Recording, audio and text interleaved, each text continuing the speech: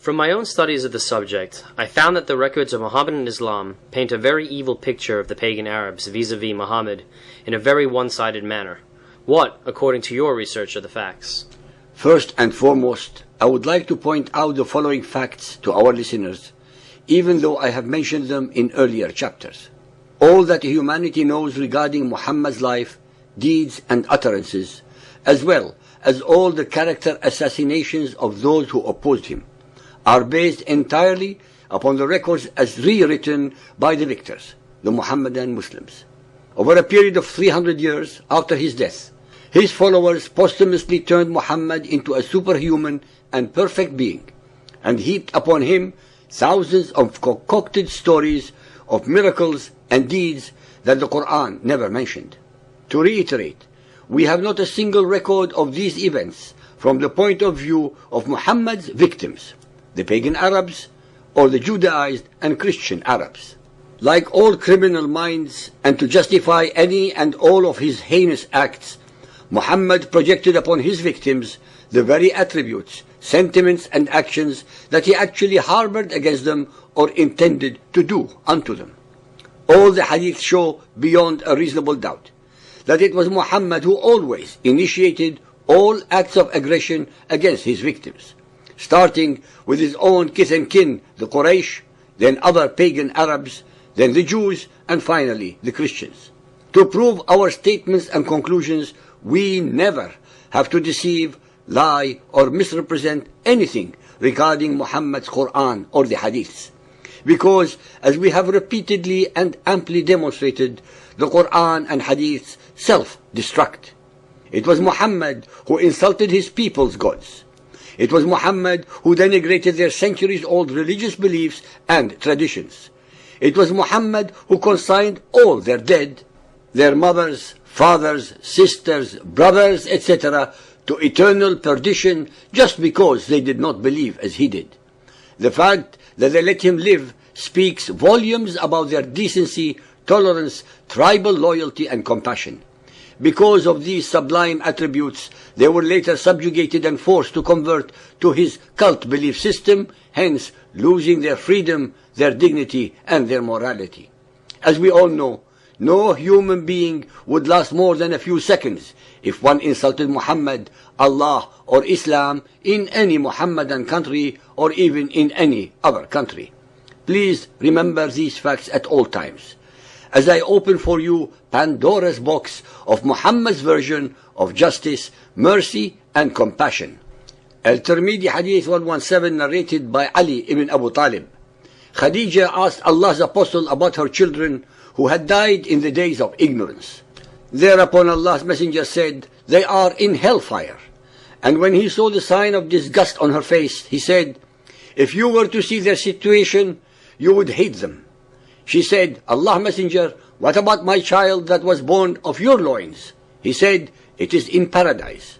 Then Allah's messenger said, "Verily, the believers and their children will be in paradise, and the polytheists and their children in hellfire." So-called believers and unbelievers, you should all know that only God has the authority to consign the dead to heaven or to hell, and not Muhammad. Yet we find Muhammad arrogating this divine privilege to himself, both in his Quran as well as in the Hadiths. By what stretch of human imagination or intellect can anyone accept Muhammad's answer to his wife Khadija as either true or binding? Why would any innocent child be consigned to eternal damnation through no fault of its own?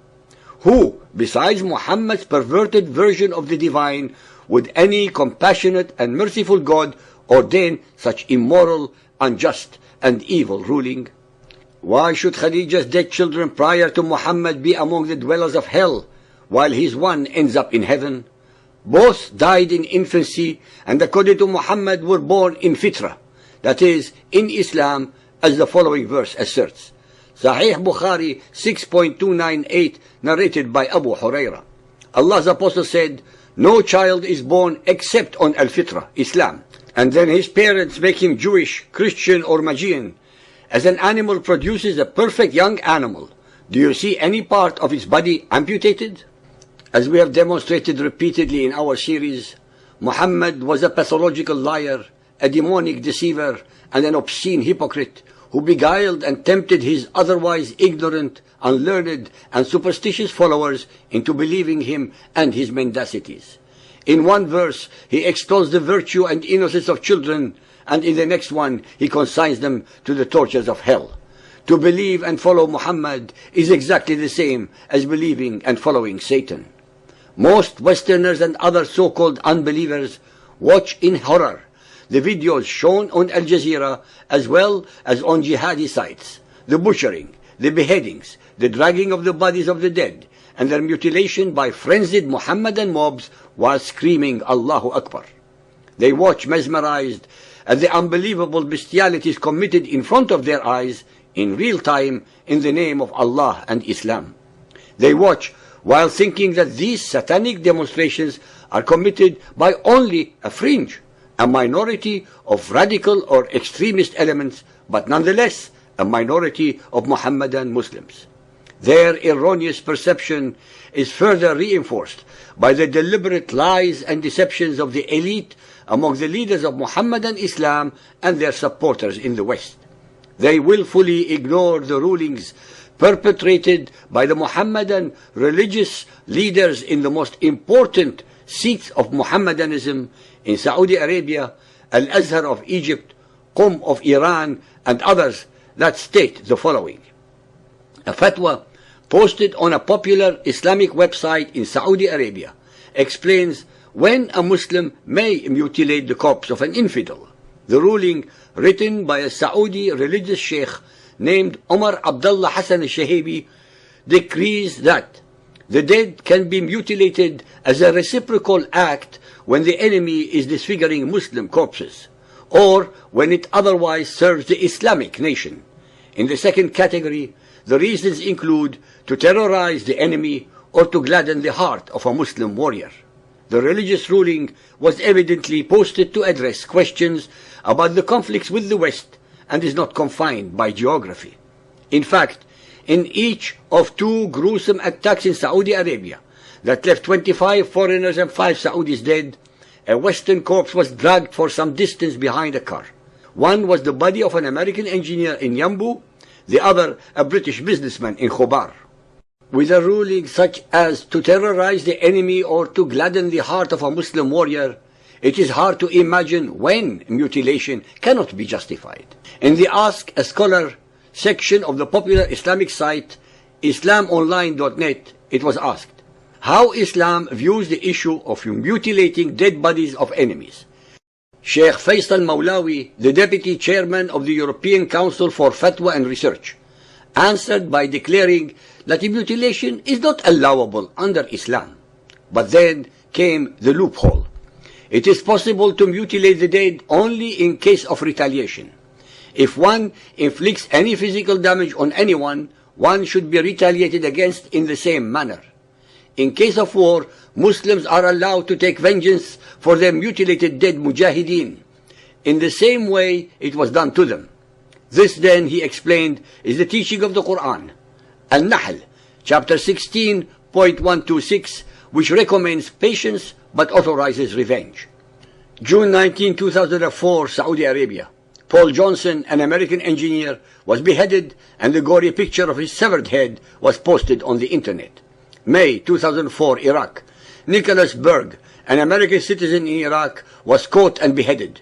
The gruesome act was shown in Arab television Al Jazeera. February 2002, Pakistan. Daniel Pearls suffered the same end.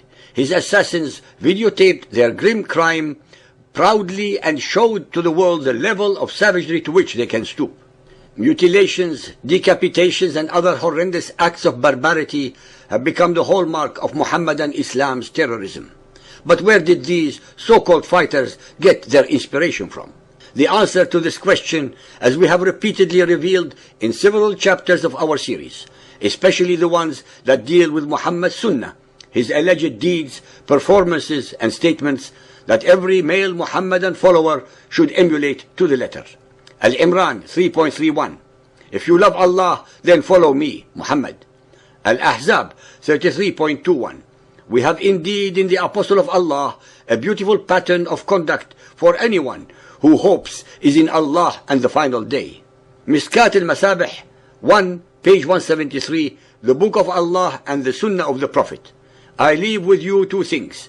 If you hold fast by them both, you will never be misguided. The Quran and my Sunnah.